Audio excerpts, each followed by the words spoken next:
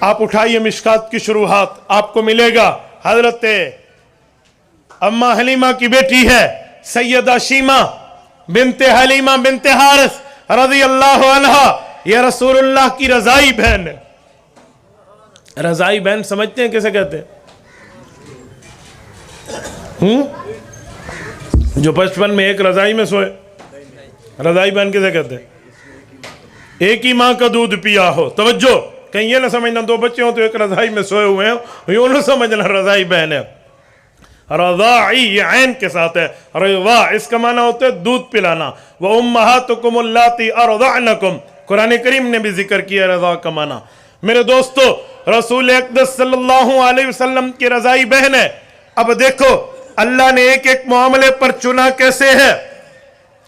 حوازن کی جنگ ہے، رسول اللہ صلی اللہ علیہ وآلہ وسلم کی وفات سے 4 سال پہلے طائف فتح ہوتا ہے، حوازن کی جنگ میں فتح یابی ملتی ہے۔ ایک خاتون آئی، صحابہ کرام سے کہا مجھے لے جاؤ، میں تمہارے نبی کی بہن ہوں۔ صحابہ حیران، ہمارے نبی تو اکلوتے تھے، نہ ان کا کوئی بھائی نہ ان کی کوئی بہن، یہ کیسی باتیں ہو رہی ہیں؟ حضرت اما شیمہ، حضرت اما حلیمہ کی بیٹی جب رسول اللہ کے پاس آئی ہیں، روایات میں آتا ہے اللہ کے رسول کو جب اس نے بتایا، حضور نے اپنی کالی کملی والی وہ چادر بچھا دی، اپنی بہن کو بٹھایا۔ ضبط کے بندھن ٹوٹ جاتے ہیں، میں اگلا جملہ نہیں کہہ سکتا۔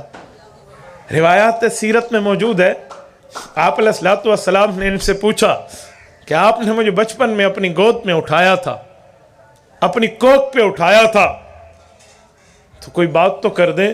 تو اس نے اپنی انگلی پیش کر دی، کہا آپ نے بچپن میں ادھر دندی لگائی تھی۔ چنے ہوئے کا معنی یہ ہے کہ اس نبی نے یوں بہنوں کو حقوق دیے ہیں۔ آج ہم سیرت کے جلسے اٹینڈ کرتے ہیں، جلسے کے لیے نام بڑا لکھواتے ہیں، اس میں بڑے لوگ آ جائیں، لیکن وہ اپنی بہن کا حق کھا کر آتا ہے۔ وہ سمجھتے ہیں میرے باپ نے میری بہن کی شادی کی ہے تو جہیز میں وراثت بھی دے دی ہے، اب اس کا وراثت میں حصہ کوئی نہیں ہے، میں اس کی زمین کھا جاؤں۔ بہن روتی رہے، ابو نے تینوں دیا نہیں سی۔ یہ تم مصطفیٰ کا میلاد اور مصطفیٰ کی سیرت منا رہے ہو، یہ ہمارا کردار ہو؟ وہاں رسول اللہ اپنے کندھے پہ رکھی ہوئی چادر بچھاتے اور ہمارا یہ حال ہو، ہم اس کے حق میں دی ہوئی وہ چیز بھی لے لیں۔ عورتوں کی عزت سکھائی گئی ہے۔ آج حق مہر معاف کرانا خامد اپنا حق سمجھتا ہے، اپنی بیوی کو حق مہر نہ دینا اپنا حق سمجھتا ہے، اپنی بیوی کے منہ پہ تھپڑ مارنا اپنا حق سمجھتا ہے۔ یہ حق ہے؟ عورت کی عزت تو اللہ کے رسول نے یوں سکھائی ہے۔ میرے دوستو، جنہوں نے بیویوں کے حقوق کھائے ہیں، بہنوں کے حقوق کھائے ہیں، بیٹیوں کے حقوق کھائے ہیں، ماؤں کے حقوق کھائے ہیں، یہ قیامت میں رسول اللہ کا سامنا نہیں کر سکیں گے۔